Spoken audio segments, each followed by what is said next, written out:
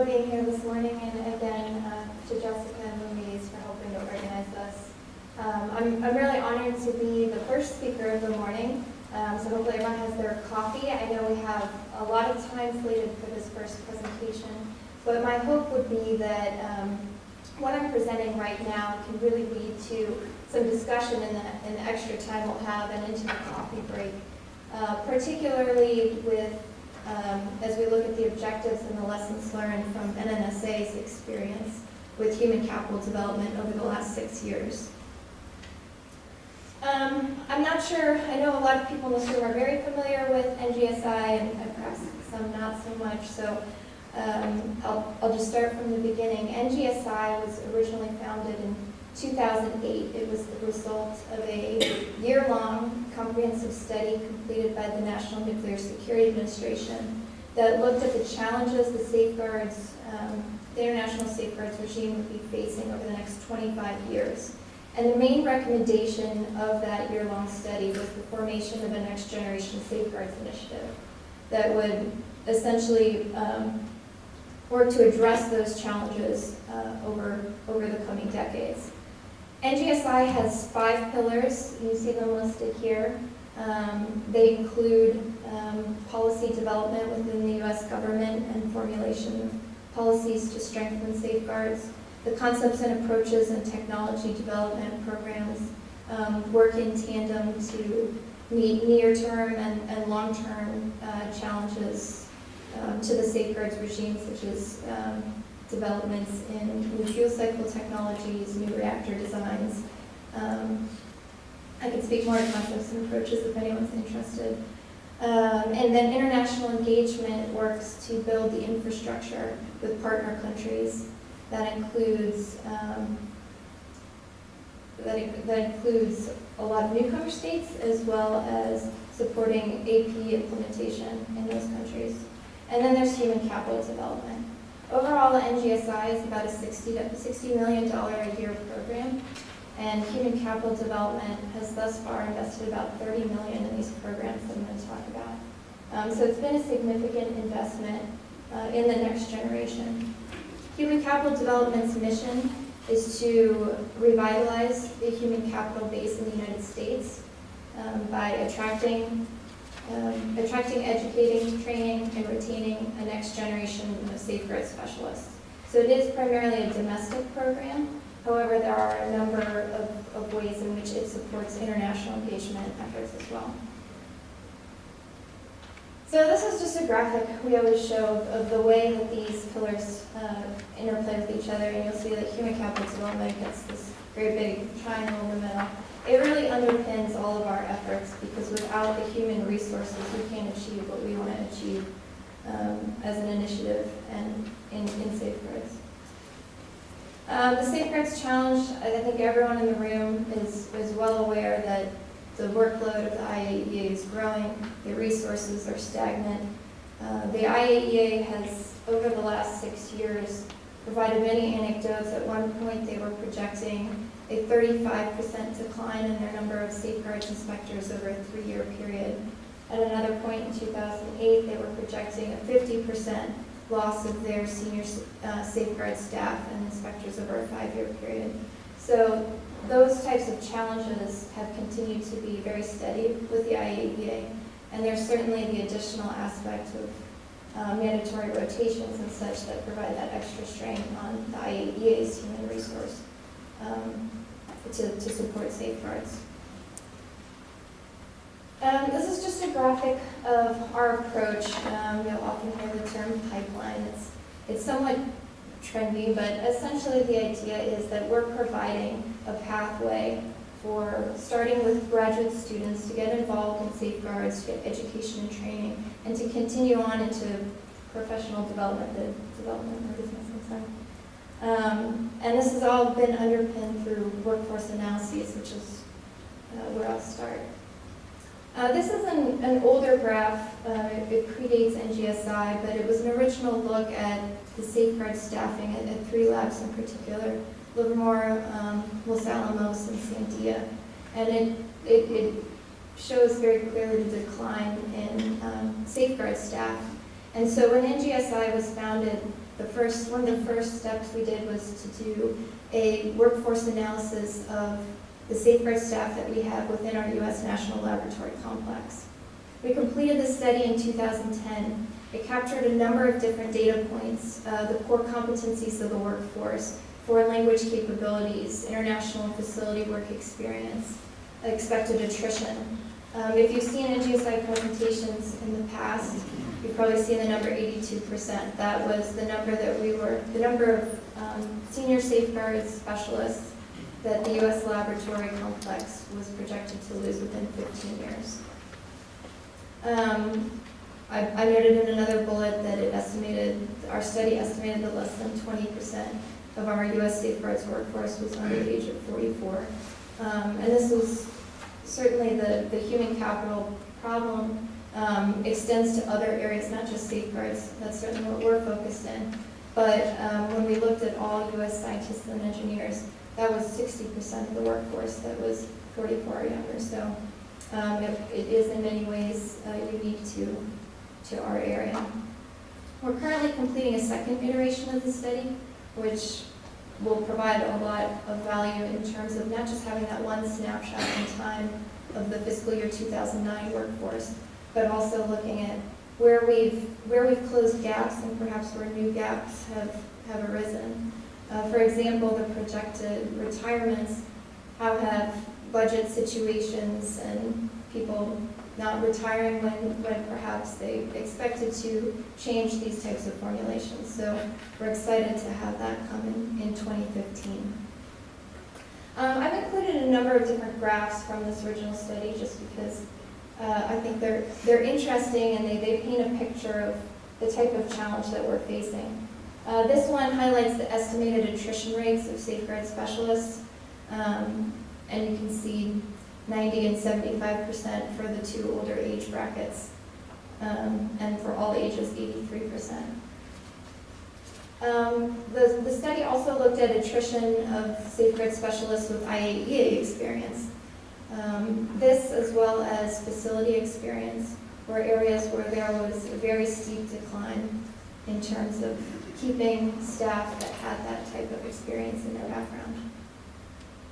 The greatest loss of core competencies that our study found was in facility level capabilities. We looked at facility level, state level, and international level capabilities. And so these are the 11 categories in which we placed staff members. They self-identified areas in which they had core capabilities. The one exception on this list is actually NDA. NDA actually saw more people trained from the younger generation.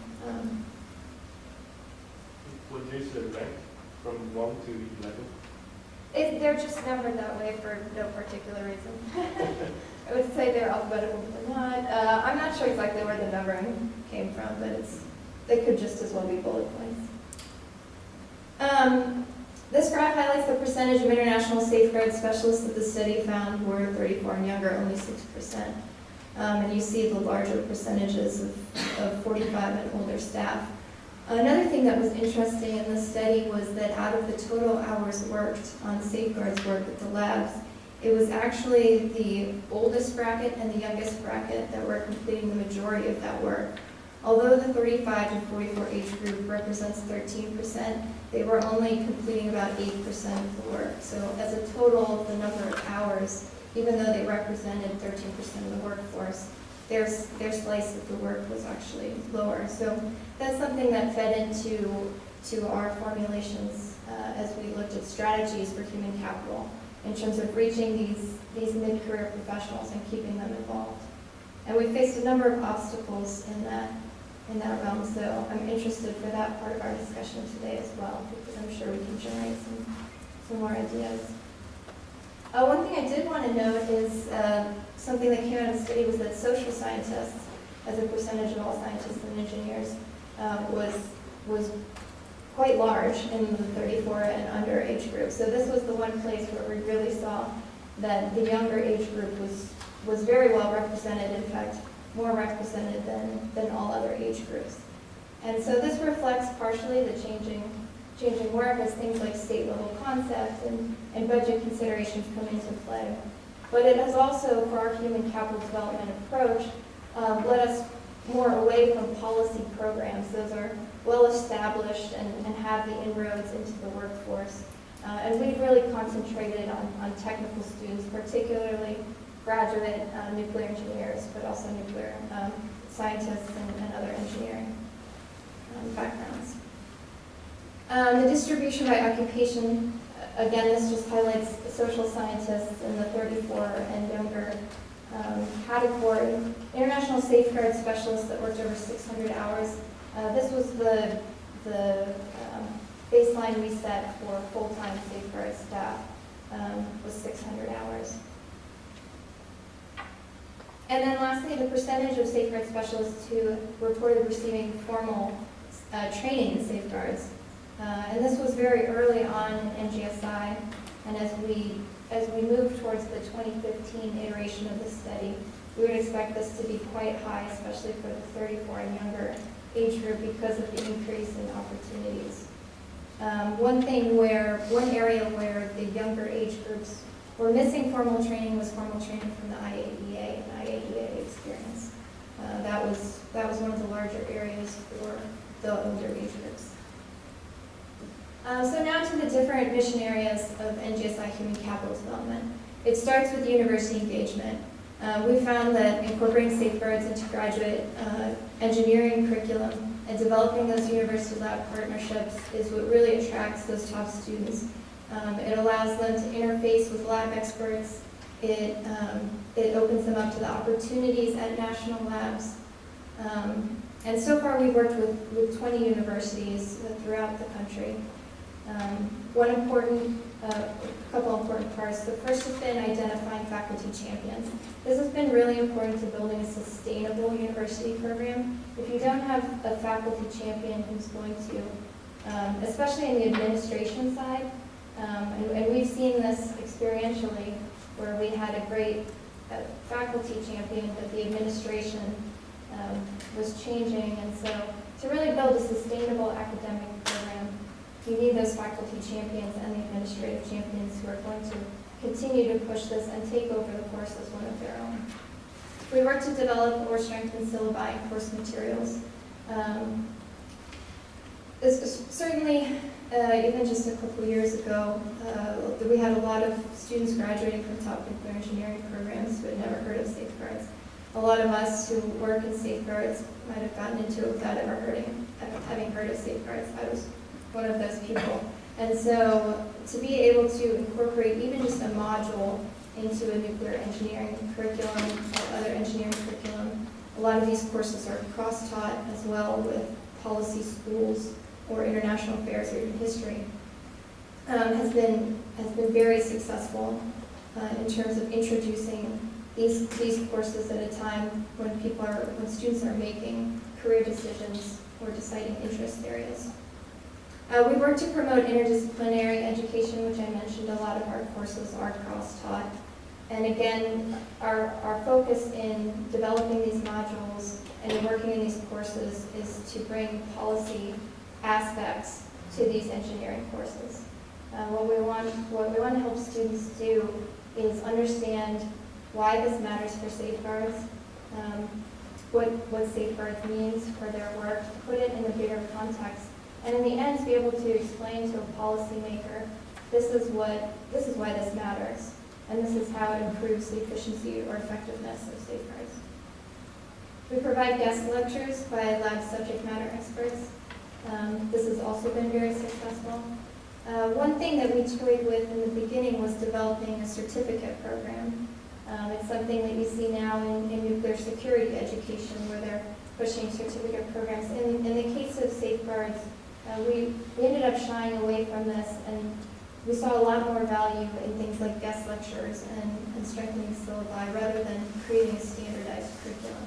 A lot of universities have different focus areas, and we wanted to really work with the university to develop something that was sustainable for them and their students. And then, as I mentioned, we're reaching out to universities and building those lab-university partnerships has encouraged students to seek internships and other opportunities in the field.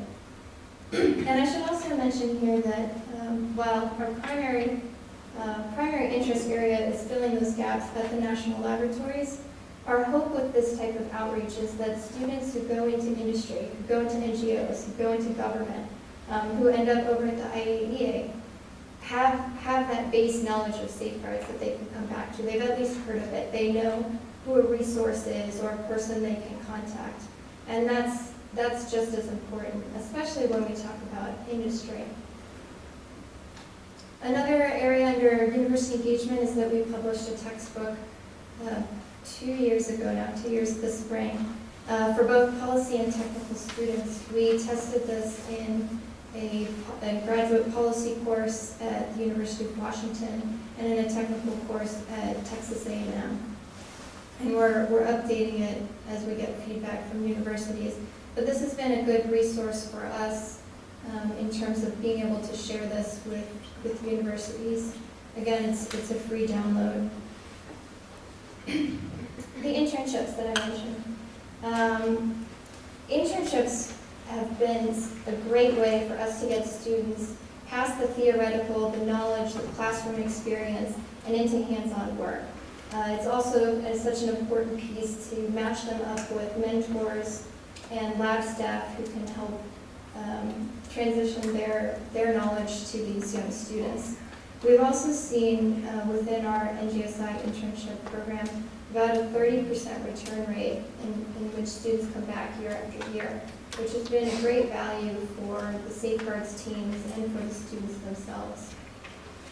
In the past, we've been able to support interns to attend INMM before the great fiasco of 2012. We were supporting about 100 interns a year to attend INMM, which was a really great opportunity to network and to be able to present their research, especially if they were a second or third year intern. So unfortunately, that's no longer a core part of our internship because of bureaucratic hurdles. But we try and allow students other opportunities to go to smaller INMM meetings like Qualifies conferences or other opportunities to really showcase their work. Our interns have represented more than 150 universities from 12 countries. All of our opportunities are open to foreign nationals. Again, it's a domestic program, but we recognize the value of this for the international community, and we've been happy to have that diversity within our ranks. More than 80% of our interns also participated in a short course, which I'll get to in just a second. Interns, where are they now? Just another graph. Again, as I mentioned, more than a third returned for another internship. A good percentage have converted to U.S. lab staff. That number is even higher as you get to graduate and postgraduate interns and fellows. And a good number have become JPOs at the IAEA. There is a chunk, that 20%, about 20% that are no longer directly in the safeguards field, but those are nonetheless interns that we have trained who could always come back and hopefully are taking that knowledge with them where they are now. The short safeguards courses. We fund about 6 to 8 short courses each year on safeguards non-proliferation topics. We try to make these hands-on, interactive. Again, these are open to foreign nationals. We also have industry representatives. And we focused recently on young career and mid-career in particular. These courses are valuable because for students who don't have that coursework involved in their, as part of their university program, they can attend these 1 to 3 week courses, normally with university support. These are, with the exception of one, all free registration. And it gives them that opportunity to pursue a specific safeguards topic. And then also for young professionals, the chance to continue their education. The graph is one, and we have Shaheen Duji here in the room, I'll call out. Oak Ridge and Brookhaven have been working to ensure that we provide surveys to every intern, every student, every alum that comes through an NGSI program, and we ask them quite a list of questions to try and see how it changes, how these opportunities change their view of safeguards, where they're interested in working in, and providing us extra data. The short courses, I've just gone ahead and listed them out. Some of these you may be familiar with. There's a one-week course co-hosted by the Monterey Institute and Lawrence Livermore National Lab, a 3-week course at Brookhaven. There's the Public Policy and Nuclear Threats Boot Camp that's held at UCSD, and that is the only one that has a tuition. It's not a full NGSI course. We co-sponsor that with DNDO. We also host a live webinar, Safeguards Lecture Series, which many of you have probably had to tune into. It's broadcast bi-weekly each summer.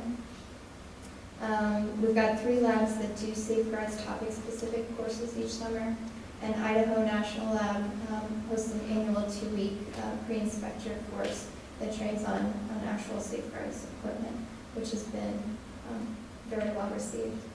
In addition to these, we also host a course for the U.S. government, particularly for the IC community, on understanding the IAEA, and that takes place either at Livermore or in D.C. For 1 week each spring. Graduate and postgraduate fellowships. Originally, this wasn't a part of our pipeline concept, but what we found was that at a certain stage, interns were tired of being interns. They were graduate students, they were postgrads, and they didn't want to be interns anymore or be paid as interns.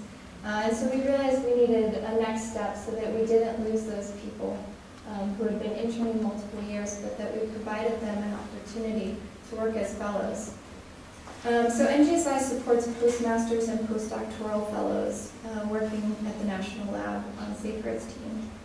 We've got an 80% retention rate of postdocs, so it's been a very successful piece of our pipeline in terms of transitioning these people to full-time staff. The way we go about approaching this is in their first year, NGSI will pay for them fully, and then each year that they want to stay and the lab wants to keep them, we move to 75% funding, 50% funding, 25% funding, and the lab project takes on the remaining funding. And so it's a way to transition them into projects without having to have all that project funding up front, which is often a struggle with budgets and other obstacles. The other aspect of this is the Nuclear Non-Proliferation International Safeguards Graduate Fellowship, which is managed by SCREF, and I see we have Craig Williamson in the room. And this is for students focusing their research on safeguards and non-proliferation. We currently have 15 NNIS fellows. These are all PhD students in nuclear engineering. And the next cycle, for anyone who are interested in applying, your applications will be due next spring. I did want to highlight the participating universities. One aspect of the NNIS Graduate Fellowship was that there is a 2-step process. In the first step, universities apply, and in order to be approved, they need to be able to highlight that they have sufficient policy curriculum that they can offer the students, so that it's not just hard sciences, nuclear engineering, but they've got a safeguards or non-proliferation aspect, so that we're really building interdisciplinary students. In some cases, universities have paired together to cross-list courses, but this has been a good way to ensure that these fellows are getting that type of curriculum in their studies. NNIS funds the full tuition for students plus a stipend, and it also involves a practicum at a national laboratory. In recent years, that's also expanded to laboratories in Europe. Knowledge retention. This is becoming a larger and larger keyword, particularly in the international community. Louise mentioned that I was in Vienna a couple of days ago at the Safeguards Symposium, and knowledge retention had its own entire session at that Safeguards Symposium. In the Department of Safeguards at the IAEA, they've developed an entire staff just to work on interviewing outgoing staff and their managers and their co-workers to try and build some sort of knowledge archive, in particular for the IAEA, because you don't have any overlap in staff. One rotation's out, the next one's in. So we face similar challenges here. Early on in our process, we sponsored the Foundations of International Safeguards, which was a series of interviews that was published on DVD and web streaming. It's on PNL's website.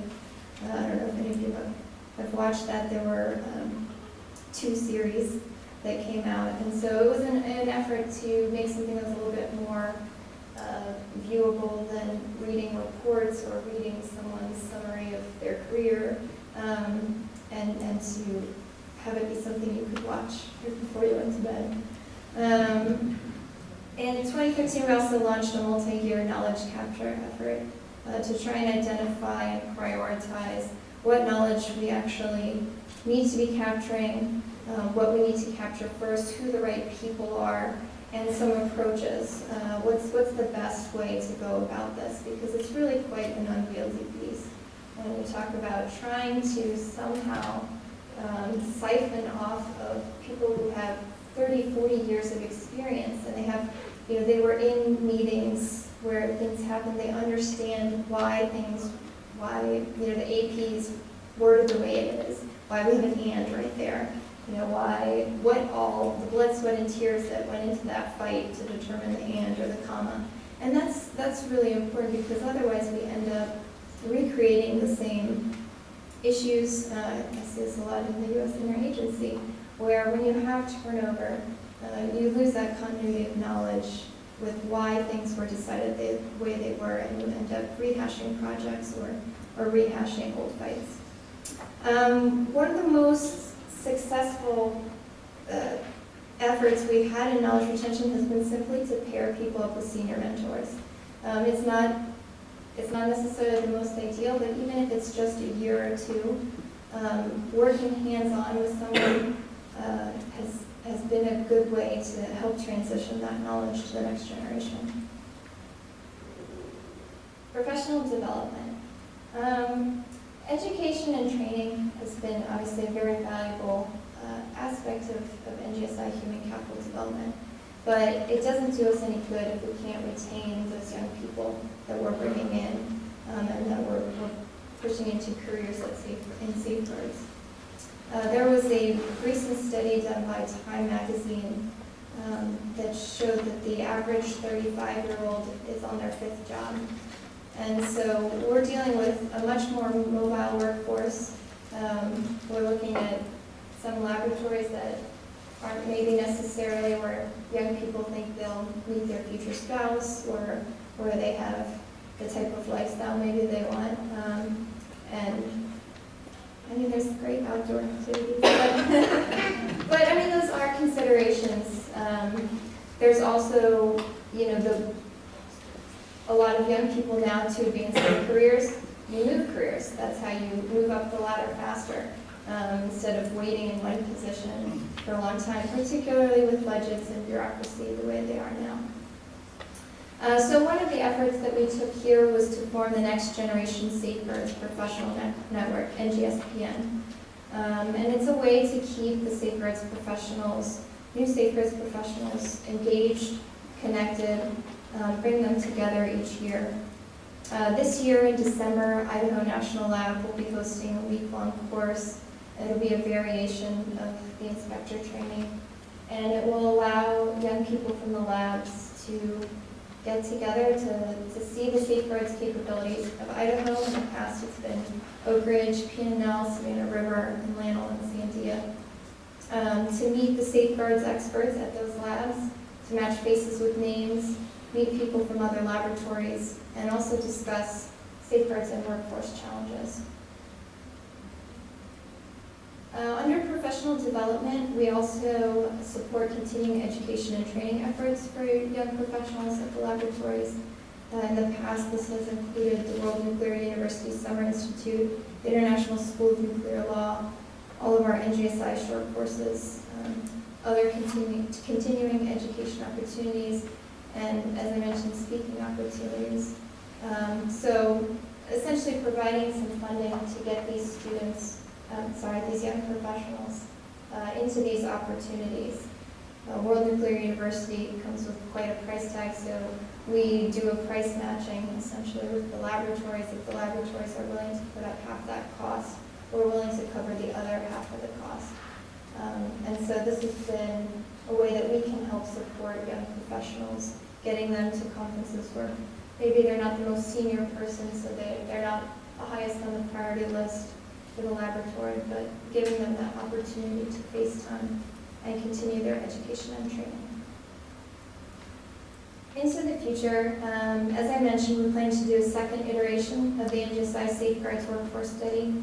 We're looking at approaches to mid-career development. We took some early steps to identify mid-career staff, hosting brown badge lunches, where we brought in senior experts and provided lectures.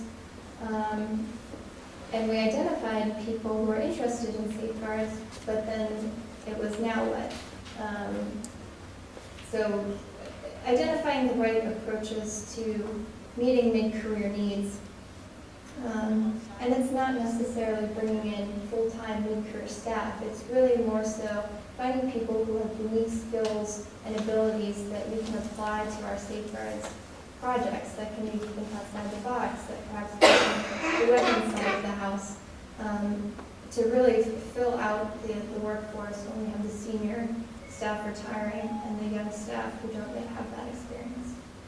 We're looking at approaches to knowledge retention, as I mentioned, approaches to obstacles and IAEA rotations and repatriation.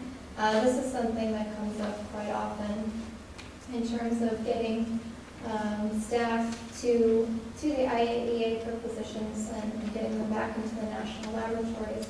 There's a lot of obstacles that are in many cases lab specific. Each lab has different policies in terms of the salary you leave at being the salary you come back at. And there's not that extra value that the lab sees in the IAEA experience. Or your clearance. Will the lab hold your clearance while you're gone on rotation at the IAEA? And so looking at some of those obstacles and how we can standardize our approach as a laboratory complex. GSI Human Capital Development is looking at increased engagement with foreign partners. We've got a strong relationship with JRC ISPRA in Italy and Europe, but also working with newcomer countries who are interested in building their own human capital development programs, who are interested in a lot of our materials. And then an increased emphasis on retention and a somewhat decreased emphasis on university engagement. We've now established these university programs. A lot of them have become more or less self-sustaining, and so the idea is to continue that effort at a lesser degree, continue to encourage students to come through the pipeline, but now concentrate on those who have done the internship, done the short course, who are ready for that next step into employment in the safeguards field. So I think I probably raced through that, but I think it hopefully gives us at least some launching points for different areas that we can talk about in terms of young professional development and areas where we might meet obstacles or we can strengthen our approaches. So thank you very much.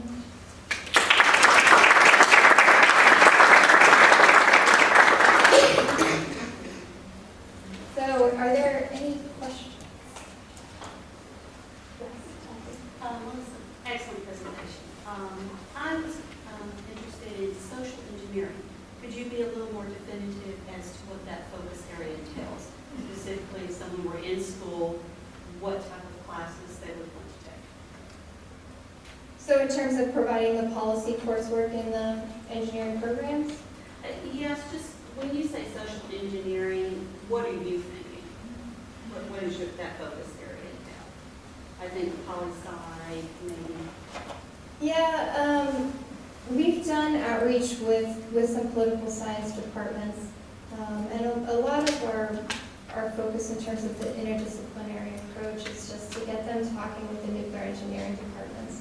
So for example, at Oregon State University, they've been hosting a seminar in the spring where they bring in outside lecturers and they open it up to both schools and get them both in the same room.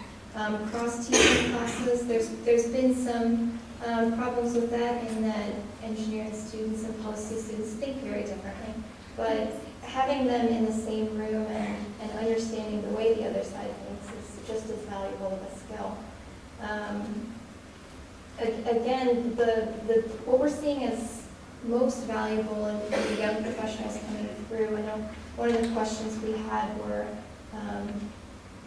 was something to the effect of what development we could be looking at for these young professionals. And it's really those soft skills. It's being able to communicate well, write well, explain well to a policymaker why they should care. And so that's our hope with introducing policy modules into engineering curriculums. It's just getting them to understand this is the NPT. This is what the safeguards regime looks like.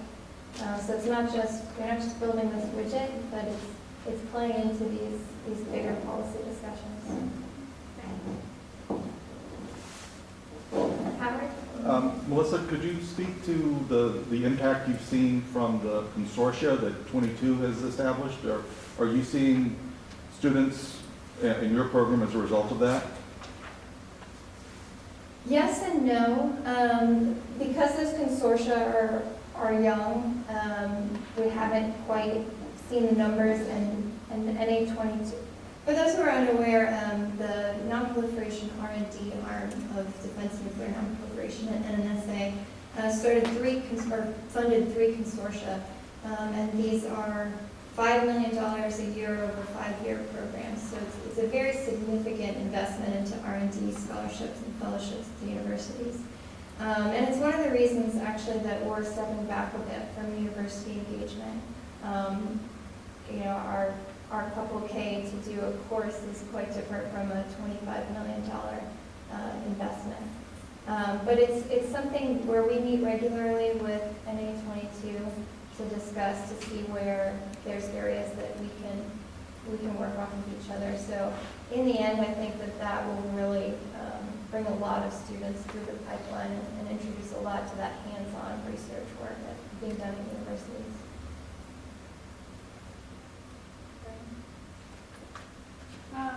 That's a very nice overview. I think the NTSI HCD has accomplished quite a bit. Excuse me. My concern is that in the last new graph, one of your bullets was, the future of NTSI HCD is the decreased engagement with the universities. I guess you mean that the curriculum development portion of that, because as we see it, the world is turning more into building new nuclear power plants. You would have plant life extension they're now going to 40 years, and the new power plants that will be coming on will be longer than 40 years. So there's got to be, on top of that, they're building non-proliferation, proliferation-resistant nuclear reactors. The U.S. universities have been the models for the rest of the world.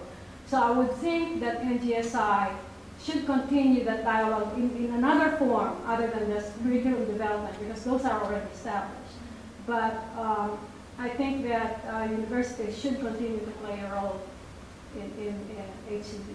Yeah, I agree, and that's a great point. Particularly when you look at a program as a whole, like human capital development, there's often the idea that, well, there's some endpoint for that type of engagement. And really, to maintain this workforce and to keep the momentum going, really need a sustained effort, and that includes universities. So there's no talk about moving totally out of universities, but it is what you highlighted in that we've developed this curriculum now that can be shared across universities, and it no longer involves that heavy front-end investment. But now there's other areas in which we can work with lab-university partnerships. One area that we've seen a lot of interest in is bringing university groups to Oak Ridge, to the Safeguards Lab. We've got quite a number of universities that come each year for that hands-on experience. At PNNL, they work with Washington State. There's a course that does their senior design project at PNNL, so they come down to the lab and they're actually working on something for the laboratory. And so those types of interactions, I think, will continue and are really crucial to continuing that effort. But it's a great point. You mentioned the kind of drop in the number of hours that the kind of mid-career professionals spend on one of your charts. you any thoughts on why that is, where you've got kind of many hours for the young, many hours for the old, but for the guys in the middle that don't seem to get involved? Any fears of why that is? Yes, I was involved with a study that looks into developing the prime ratio of young mid-career and senior career professionals to maximize knowledge transfer, to maximize cost effectiveness, and to really get a good balance of all three. And it's a struggle for laboratories on set budgets to have senior staff on these projects who are very expensive.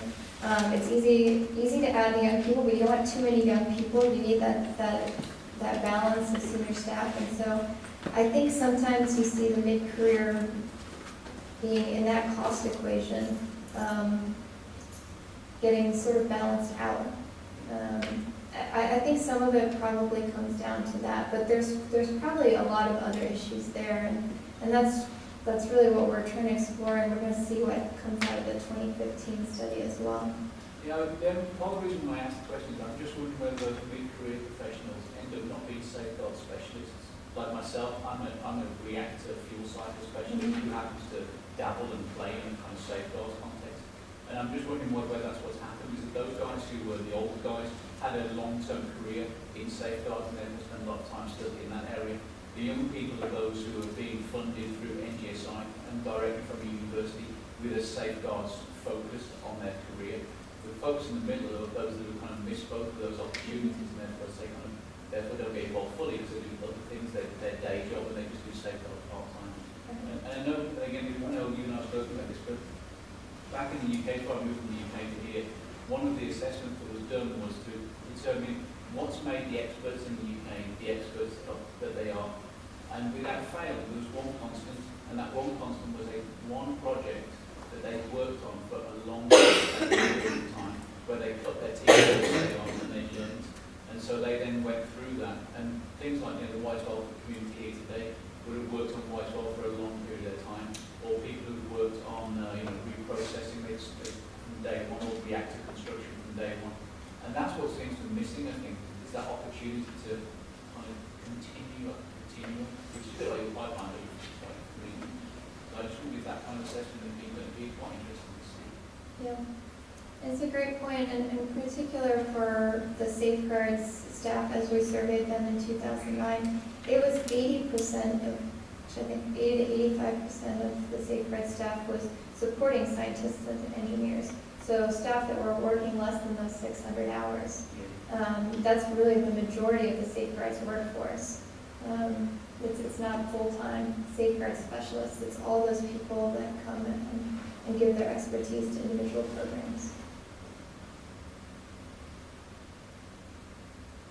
I wonder if there's anyone in the room that does consider themselves to be a mid-career, full-time safeguard specialist, just on that point. Any people who think they're kind of mid-career in the room, if you could just raise your hand so we can see, and maybe it's nobody. About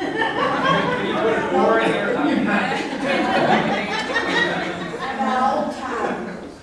About old time. I'll call that distinguished. Because it's not mid-career anymore. Most of the retirement age. But I think the question is a good one, is that how many people in mid-career are safeguard specialists?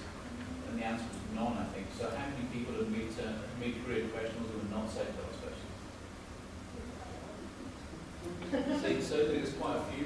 I mean, I think we're kind of missing a lot of that mid-career because of the hiring freezes between like 1980 and 2000. We went kind of like 20 years without a very large influx. So I think that's kind of more of the major factor, at least here within the U.S. Yeah, and I think that model that trend is equally true, not just with safeguard, but nuclear, across the board. Maybe not lots of people, but certainly in the science and engineering is true. I can speak to that a little bit. I served 2 years ago on the National Academies Committee that looked at this question in the context of radiochemistry.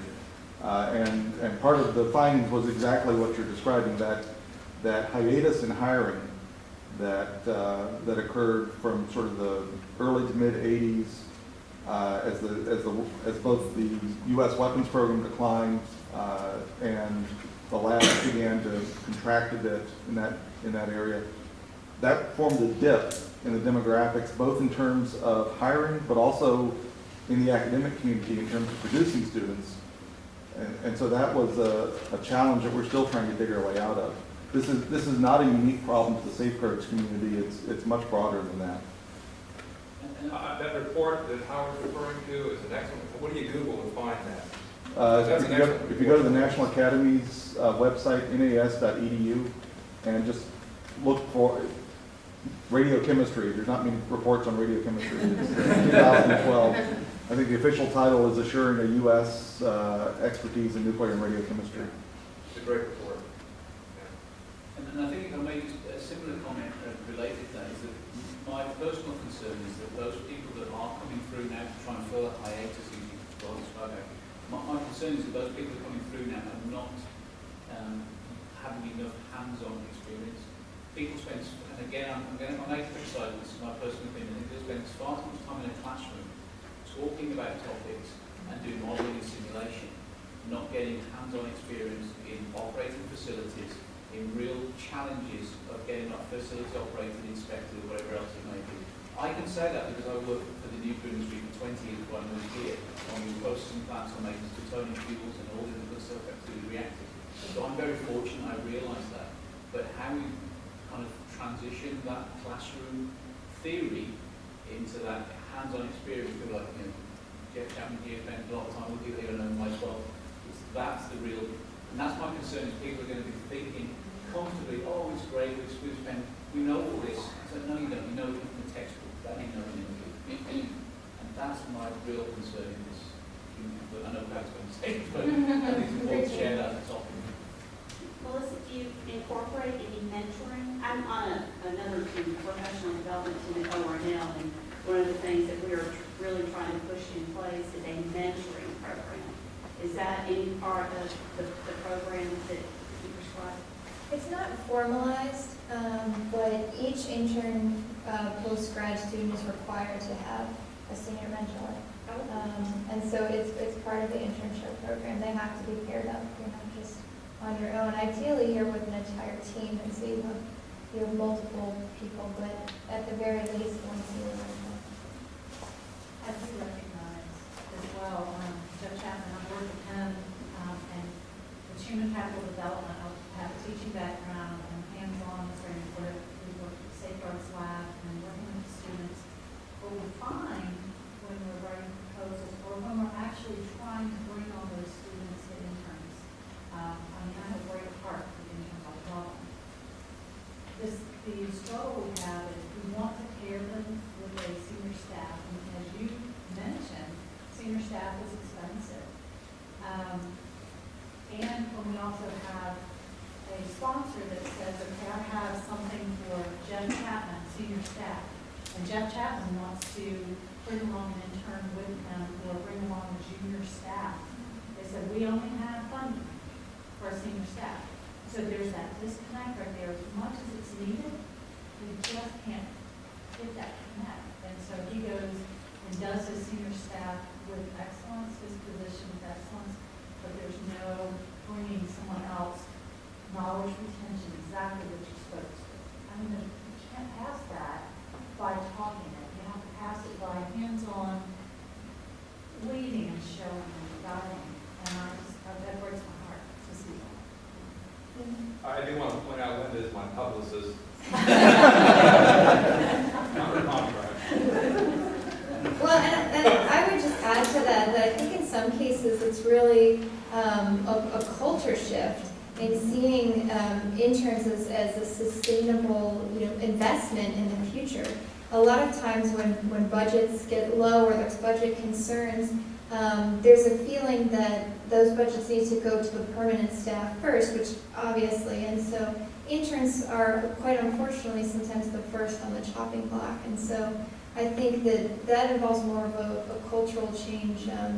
In particular, I can speak for headquarters in recognizing the importance If we don't transfer that knowledge now, when we have this opportunity and we've got this a funding source there, what's going to happen 5 or 6 years down the road?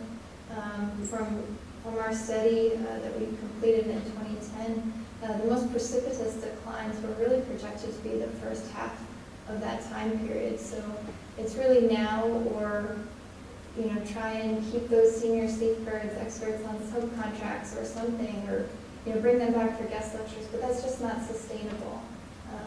So it's a great point. I wonder if there's been any thought, and I've been exploring this part of the roadmap project that we're working on, and on a per project basis, looking at the breakdown of the number of hours spent by senior staff versus junior staff versus interns that are project-specific or incorporated into project-specific reporting, if that would be of any value towards looking at human capital development, looking at knowledge retention and a certain skill set with certain facilities as it relates to that project. Yeah, and we can, through the ORA's workforce study that we did in 2010 and we're redoing, we can actually track to that level of specificity. What makes this workforce study a little bit easier to do is we can just track it along charge codes. And so that allows us a great wealth of empirical data. And then once we identify those who's charging to what, without revealing names or anything, we provide them with a survey where they then self-identify a lot of that information. And so we really have an opportunity as we go into the 2015 iteration to make some changes to capture some additional data points. And so that really goes for anyone in the room. As you look at that data, if there's things that from a lab perspective or from your unique perspective that you think it would be very valuable to capture, now's the time. We can still make some changes to that.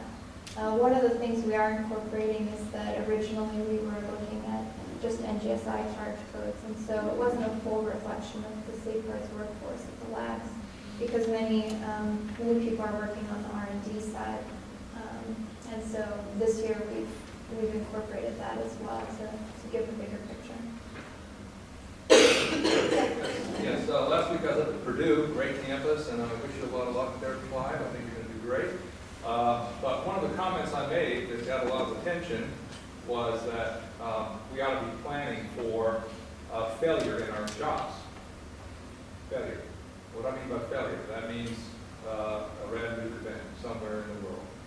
Has NNSA prepared for or planned for that eventuality in any way in terms of what would happen next? What would be the required in terms of the effect on the workforce? Yes, and what would be, what plans would be kicked in, and, financing and, insurgence of funds to not only recover, but actually look at the whole safeguards regime across the board and look at it, examine it, find out where the weaknesses are, the forensics element that Howard was involved in and others. But has NNSA looked at that in any given way? Failure in our jobs? I know we hate to admit it. Not really to that level of specificity. And it's something we could explore. That's part of our ongoing dialogue with the agency and the needs of the agency. And I think it really rises to that level because that kind of failure anywhere is going to be obviously reverberate through the entire safeguard system. But no, not really.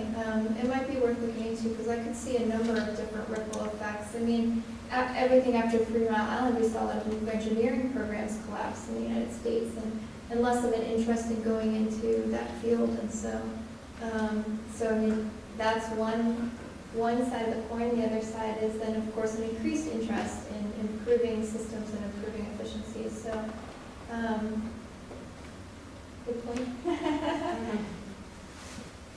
Well, Melissa, one suggestion as you're spinning up your next study of the workforce, one of the things, not the Hawkeye report, but since Jeff is such a fan of it, I'll speak of one other thing we discovered in that. In that report, one of the things we discovered that was concerning is that the academic programs that were feeding that pipeline in the case of radiochemistry, there were 20 universities that had radiochemistry programs. Of those 20, 13 would be what we would call brittle. They had either a single or only 2 faculty involved in teaching. 7 of them had only a single faculty member. And so with a retirement or death, we've seen 2 deaths in that community this year. You run the possibility of losing large quanta of the supply for the pipeline. So I'd suggest in your ORISE study, you might think about expanding that to start monitoring the health of the feeder end of the pipeline as well.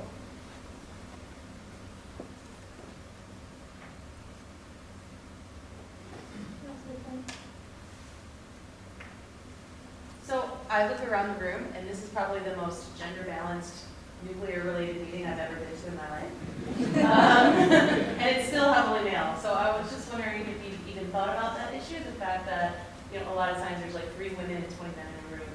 I just think that is important and something that maybe could be considered, is considered. I don't know, the comments on that would be interesting. Yeah, it's an area that we've looked at in terms of supporting and encouraging women to move into the field. We're looking at hosting a workshop to help bring together a lot of the top women in the field to discuss, where they see outreach efforts and areas for engaging with women. But I will say we've had a pretty good gender balance coming through the pipeline. So I haven't seen it be an issue in that it's heavily one way or the other. So since we've got so many distinguished experts in the room, what has made your careers so successful? I wondered if you had some feedback from Melissa, and as Melissa's kind of helping to grow this pipeline and retain these people, if you had some advice. I may pick on Jeff, since he's got a publicist over One there. comment. But Surround yourself with great people like you, Louise. My golf partner, any answer? All of you. All of you. I think that there's an old saying about standing on the shoulder of giants, and I think a lot of people have been very lucky to do that. And we've got to make most of those people that are still available, so the next generation can stand on those shoulders who stand on those shoulders. And once that gap is broken and that knowledge transfer is lost, there's a real serious issue right there. But I think back to the point made before is that I think people need this hands-on, real experience. Theoretically solving problems is one thing. Being under pressure of really solving them and really being under pressure in some form and my take on it sometimes that some of the problems have been solved in the past, that's fine, but you can learn from those. You almost can create a sandpit environment to train people, put them in that situation again, a mock-up of something that happened, an event, and put those individuals. It's a bit like how the armed forces, the Navy will train people, put them in a submarine that's filling with water, go fix it. You're not going to drown, but you need to go fix it right now. And there's probably an analogy there we could be doing some things like that. But I think, I think exposing people to long-term, giving people opportunity on real facilities is to me the real thing. Using detectors in the safeguards laboratory is great, but it's then all of that above and beyond. Understanding how a reprocessing facility works, what are the fuel cycles of the future, where are the safeguards challenges going to come, preparing people for that, not just today's problem. She brought up the issue of gender. And I think one issue I think we need to be looked at is keeping women in the workforce. If you look now, most of these women here are young. They haven't started families. They haven't dealt with the working mother-child issues and all that stuff. It's looking at retaining mid-career women that are trying to balance it all. I have younger children, and I'm lucky my company allows me to flex my hours, and so does my boss. I work in an operating nuclear facility. Fortunately, my boss is very supportive of me flexing hours. There's times I have to be in quite early, and there's times I have to stay late, and I have a husband that can help cover the child care issues. But the nuclear industry is usually not very supportive of issues with 10-hour work days or working out of a plant that's in the middle of nowhere, and then your child care is 50 miles away. So the gender inequality issue brings up a lot of other issues. No, I think you're right, because I think, I've done a lot of I've done some short courses, I've done, a lot of these things we talk about. And in my generation, I see much more gender equality, right? But finding mid and senior career women that I can work with and connect with, and I'm very lucky, I work with a wonderful person at ORNL, and she's been able to help me a lot, but I would like to see that. So. I think most of the time I'm in meetings, I might be one of the few women in the meeting. We still have that. I'm out at OR now, but I'm in the working at a very old facility, so it's different, but it is hard to work. I mean, if you have child care issues and stuff like that. Can I sort of a male perspective onto that well? For those people who haven't seen it, please watch Emma Watson, He for She. Yeah, the address she made is awesome, and for the men in the room, please also watch it. For the women in the room, please also watch it. Because it's an incredible balance, and all power to women, etc. But I think that He for She is a much nicer approach to the whole thing. If you don't see it, you'll watch it, you'll see. Yes, this is going back to your point on, excuse me, on your career, and how, where do you think, how would you gauge its success? Many years ago, many decades ago, I came in as an intern at Oak Ridge National Laboratory, postgraduate intern. And to me, that was the most rewarding experience. And years later, when I was able to really appreciate what interns can do while they're there, I got involved, I voluntarily got involved with the internship program at the lab. So what I'm saying now is for those interns who are here is, be sure to look back and continue that legacy that other people have done. It's very important.